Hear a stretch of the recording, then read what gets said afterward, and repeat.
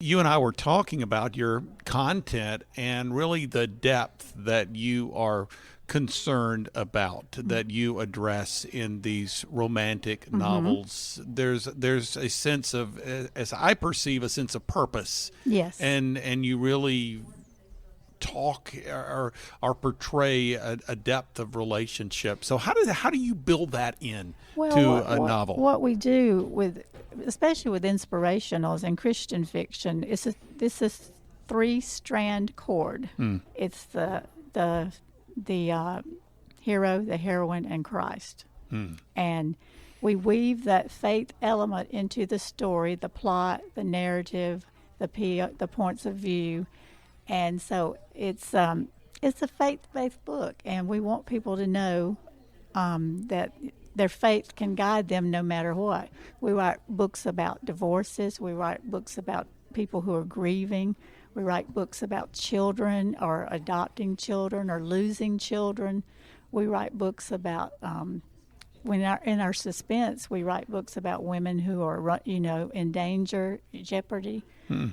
and it's anything that a normal Christian can go through, if you want to say normal, anything that a Christian can go through, we write in our books. Mm. But we just do it in a way that isn't in your face graphic. And my books can be read by teenagers and their mothers and their grandmothers, and that is the case. I have a lot of people who it's three generations. They pass the book from one to the next. So. So as you examine, especially some of these hard issues, and my how we need a biblical perspective on relationships. We see so much in our culture that is Yes. messed up, or people have departed from God's ways, especially in these areas of relationships, Mm-hmm. and even God's plan with respect to male-female Mm-hmm. relationships. It's something that we need a fresh look, and it sounds like that's something of great concern to you as well. Well, it is a concern, and I don't judge other people, but I know what I feel and what I want to represent, and it's a good love story, and also it tells the greatest story ever told. Mm. So that's the way I look at it.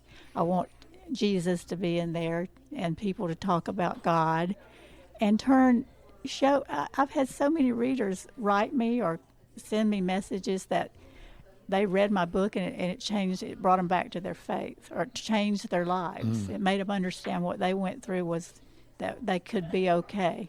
So, Yeah.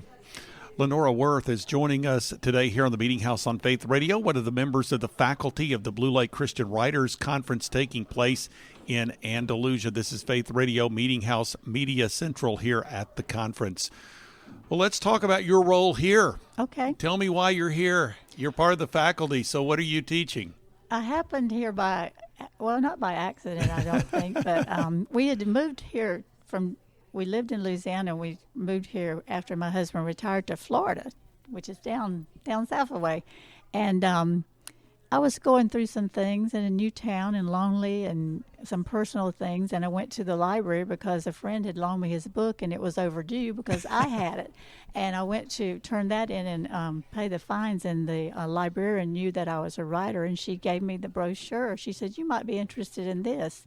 And I'm like, "Yes." So I went home and told my husband, "I'm going to this." He said, "Well, do you really need to go to this?" I said, "Yes, I really do." Yeah. So I came, and that's how Marilyn and I met. And the first year I wanted to hide in my room because I didn't know anybody, and they didn't know me.